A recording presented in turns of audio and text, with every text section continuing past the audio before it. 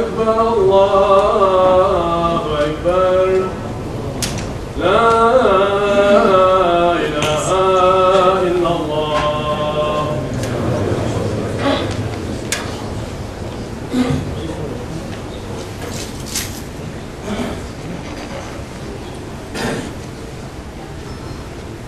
Alhamdulillah, Alhamdulillah, Alhamdulillah Rabbil Alameen, wa salatu wa salamu ala Rasulina Muhammadin wa ala alihi wa sahbihi ajma'in. Nahmadullah ta'ala wa nastaghfiruhu wa nashhadu an la ilaha illa Allah wahdahu la sharika lah. Wa nashhadu anna Sayyidina Muhammadan abduhu wa habibuhu wa rasuluhu sallallahu alayhi wa ala alihi wa azwajihi wa ashabihi wa tabi'ihi khulafa'ir rashidin mahdiyyin min ba'di wa zurriyyati wa la ta'qib. خصوصا منهم الأئمة خلفاء رسول الله تعقيب أمراء المؤمنين حضرة أبو بكر وعمر عثمان وعلي وعلى بقية الصحابة التابعين رضوان الله تعالى عليهم أجمعين. يا أيها المؤمنون الحاضرون اتقوا الله تعالى واتقوا إنما الذين تقوا الذين هم محسنون. Alhamdulillah Rabbil Alameen. Endless praise, endless hamd to our Lord Allah subhanahu wa ta'ala. Ya Allah, we cannot praise you as your right to be praised. Verily you are as you have praised yourself. All praise is due to Allah subhanahu wa ta'ala who is beyond description. All praise is due to Allah, the creator of the heavens and the earth and all that they contain. All praise is due to Allah subhanahu wa ta'ala who created the sun and the moon and placed them in their orbits. All praise is due to Allah subhanahu wa ta'ala who sent His most beloved Sayyidina Muhammad sallallahu alayhi wa sallam as a mercy to all the worlds. All praise is due to Allah Almighty who commands us in the Holy Quran, O you who believe, send peace and salutations upon the Holy Prophet. Allahumma salli wa sallim wa barik ala nabiyyika Mustafa Rasulika Mustafa wa ala alihi wa sahbihi wa sallim ila yawmiddin. All peace, all salutations, all blessings upon the most beloved of Allah subhanahu wa ta'ala, His Habibullah, Sayyidina Rasulullah sallallahu alayhi wa sallam, the master of the prophets, the imam of the messengers, the best of the creation of Allah, the sultan of creation, the pride of the universes, the intercessor for creation on the day of judgment. All peace and blessings upon that holy prophet alayhi salatu wasalam, who on the day of his birth and on the day of judgment is praying for us, saying, Ummati, Ummati. May Allah subhanahu wa ta'ala be pleased with His righteous companions, the Sahaba Kiram, especially with the four rightly guided Khalifas, Hazrat Abu Bakr as-Siddiq, Hazrat Umar al-Faruq, Hazrat Uthman al-Ghani, and Hazrat Ali al-Murtada. All praises are due to Allah subhanahu wa ta'ala, who created the universes and all that is within them. And all praises are due to Allah, who created Adam alayhi salam. And from Adam brought forth the children of Adam. Allah is telling us that He created Adam alayhi salam unlike any other creature that was brought into creation.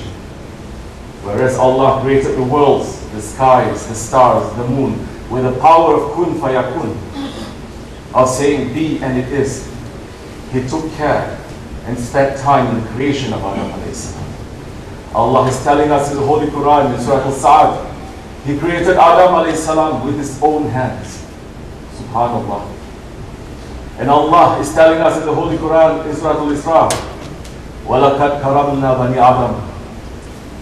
I have ennobled the children of Adam. And Surah Al-Tin, Allah subhanahu wa ta'ala is saying, لَقَدْ خَلَقْنَا الْإِنسَانَ فِي أَحْسَنِ تَقْوِيمٍ. Verily, I created mankind in the most perfect form. And from this perfection of the human beings, from this nobility of the children of Adam, one of the greatest gifts that Allah subhanahu wa ta'ala has granted to mankind is the intellect. Allah subhanahu wa ta'ala has blessed us with the rational faculty, with the ability to think, with the aql. And the intellect is indeed an amazing gift that has been given to human beings. The Holy Prophet ﷺ has taught us in Hadith Sharif, the first thing that Allah has created was the intellect. And in one riwayat from Hazrat Ali al-Murtada, the story is coming that when Adam alayhi salam descended to the earth, Allah subhanahu wa ta'ala sent Jibreel alayhi salam with 3 gifts: intelligence, faith, and modesty. Jibreel alayhi salam came to our father Adam alayhi salam and said to him, choose one of these 3. Adam alayhi salam chose intelligence. Jibreel alayhi salam then said for faith and modesty to return with him to paradise. But faith said, Allah has commanded me to go wherever intelligence goes. And modesty said, and Allah subhanahu wa ta'ala has commanded me to go wherever faith goes. So we see that our intelligence is the basis of our faith, the basis for our modesty. For the hadith says, he who does not have intelligence does not have faith or religion. And Allah subhanahu wa ta'ala has given us this intelligence not to sideline it, not to be heedless, not to ignore it, but to use it. We must use the intelligence that Allah gave us. For He is speaking to us in the Holy Quran in Surah Al-Anfal saying, verily, the vilest of all creatures in the sight of Allah are those who are deaf, those dumb ones who do not use their intelligence. This begs the question, what then are we to use our intelligence for?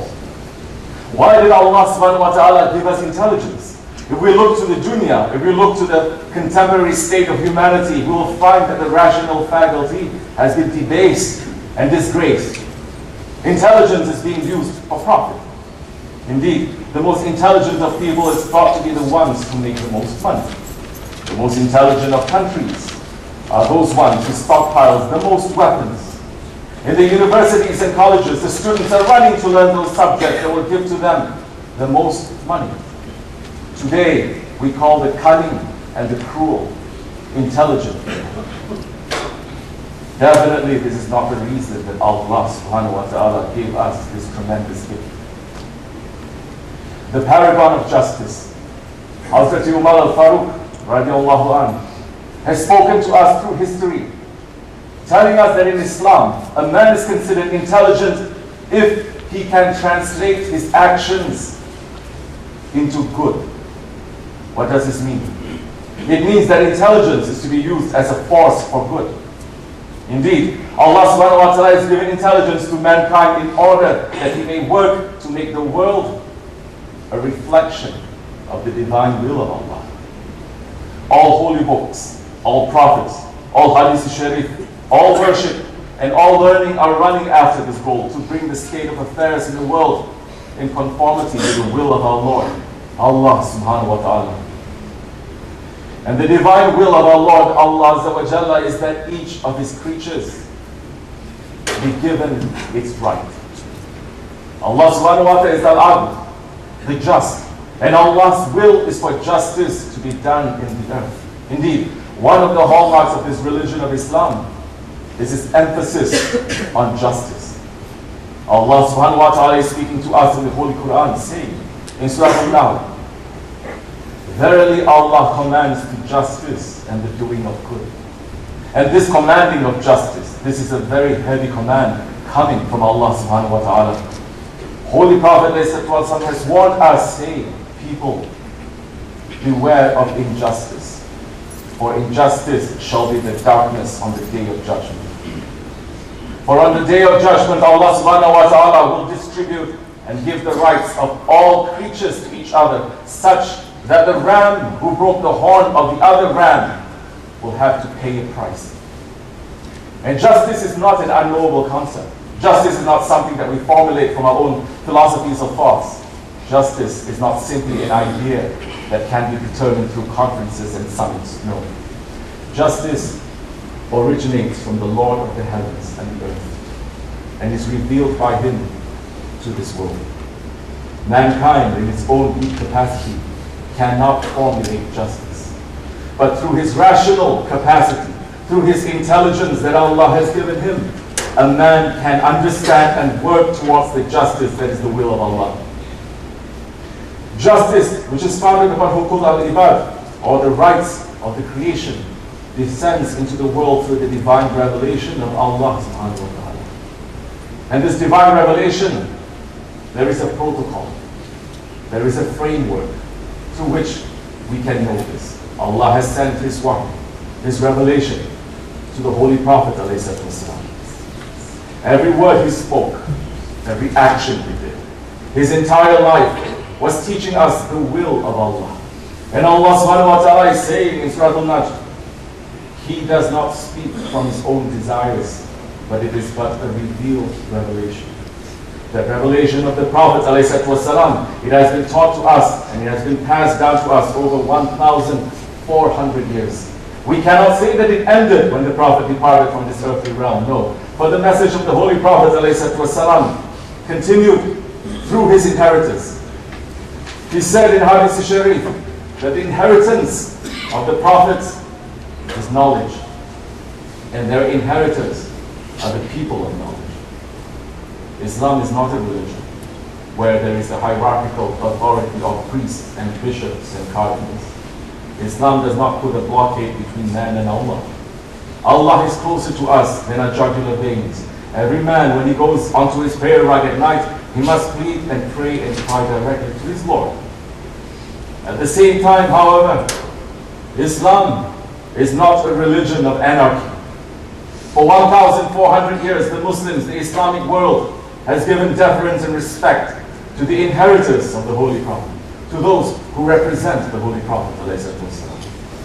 We have given respect to those ones who are connected to the Holy Prophet through strong chains of transmission. We have given respect and deference to those ones who have spent their lives learning, worshipping, thinking, and struggling for the sake of Allah. And we understood that those are the ones who are the inheritors of the Holy Prophet, who continue his mission and his teaching. And for 1,400 years, we have understood that the justice of Allah, that the divine will of Allah can be known and understood through the teachings of those who are the inheritors of the Holy Prophet. And while the Muslims held onto and respected that authority, while we were doing that, we were in safety. We were in the safety of the ayat of the Holy Quran, which is commanding us in Surah Al-Nisa, Bismillahir Rahmanir Rahim, Ati'u Allah wa ati'u Rasul wa ulul amri minkum. Obey Allah and obey the Prophet and those in authority over you. And for 1,400 years, we have obeyed and been under the protection of that verse. Yet we find in the times we live today that we can hardly find justice. We find today that the rights of the people have been trampled upon. We find today that the darkness of tyranny has spread all over the world. And unfortunately, we say with great sadness that the Muslim lands are full of cruelty and tyranny. Why is this? It is because we have disconnected ourselves from the will of Allah. We have become disconnected from the justice of Allah. We have become disconnected from the Holy Prophet. We have become disconnected from his inheritors. And yes, we devolved into anarchy. For once, we have disconnected ourselves as Muslims from the Holy Prophet ﷺ. The light of Islam leaves us and we are left in a terrible state. We see today that there are Muslims who are inventing their own idea of Islam, claiming to be the followers of the Quran and the Sunnah, yet totally bereft of any connection to 1,400 years of tradition. And in the affairs of today, we find that these Muslims are inventing a new religion of barbarism and cruelty that has no resemblance and no connection to the beautiful religion of Islam, to that of our Prophet, was sent as a mercy to all the worlds. And we find those who claim to act in the name of Islam commit terrible atrocities in the name of Allah. Yet we know that they are not connected to the divine will at all, and are instead led only by their egos and shaitan. For we have found in these last 100 years that once the Muslims reject those who are the inheritors of the Holy Prophet, that they devolve into cruelty. And the world sees today that when the world of Islam is unbalanced, the entire world becomes unbalanced. That is why it is imperative for us as Muslims to be connected to the will of Allah, to be the flag bearers of justice on the earth. For when we cease to be just, justice departs from the earth. For Allah subhanahu wa ta'ala has said in the Holy Quran, in Surah Al-Imran, كُنْتُمْ خَيْرَ أُمَّةٍ أُخْرِجَتْ لِلنَّاسِ. You are the best nation that has been brought forth from mankind. What then can you imagine happens when the best of the nations loses itself? History shows us that since the ruling of Islam, which is held with the Khulafai Rasul, departed from this world has been mired in war and injustice. After the Khilafat departed, this world saw two terrible world wars. And since that time, the world has not known peace. From east to west, from north to south, the world has been mired in wars and conflicts, in tyrannies and oppression, especially in those places that were part of the Alam al-Islam. This has come about because those inheritors of the Prophet, those who understand the justice of Allah, have been driven out and not given control. And just as when light goes, darkness takes its place. In place of the inheritors of the Prophet, people began to rule without any connection to Allah.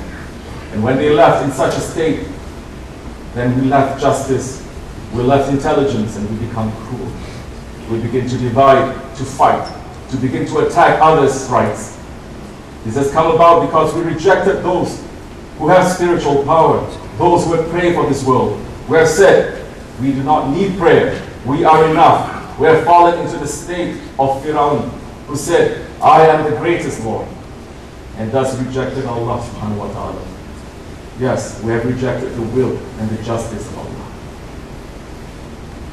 By rejecting those who represent this will, and in doing so, we have lost our honor as the children of Adam.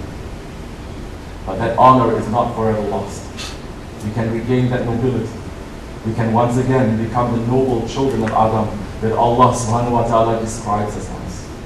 And we have the example of the father Adam alayhi salam when he was kicked out from paradise. What did he do? He was not arrogant or angry. He did not blame Allah subhanahu wa ta'ala. He did not turn away from Allah. No, he turned back to his Lord. He made tawbah. He asked Allah subhanahu wa ta'ala for forgiveness sincerely. The Holy Quran tells us this dua. In Surah Al-A'raf, he said, رَبَّنَا زَلَمْنَا أَنفُسَنَا وَإِن لَمْ تَغْفِرْ لَنَا وَتَرْحَمْنَا لَنَكُونَنَّ مِنَ الْخَاسِرِينَ. O our Lord, we have wronged our own souls. If you forgive us not and bestow not upon us mercy, we shall certainly be lost. We must ask forgiveness from Allah subhanahu wa ta'ala. We must make tawbah. One of the meanings of tawbah is to turn back to our Lord. We must turn back to our purposes as humans, to bring about justice, to bring about the will of Allah. We must accept and follow. We must run to change our condition, for Allah says He does not change the condition of a people until they change themselves. And we must all hold on together to the rope of Allah.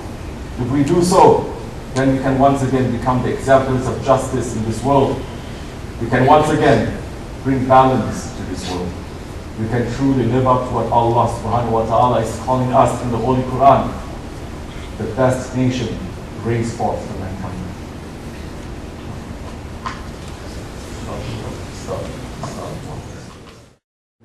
Ya Rabbi, guide the ummah of Muhammad. Ya Rabbi, forgive the ummah of Muhammad.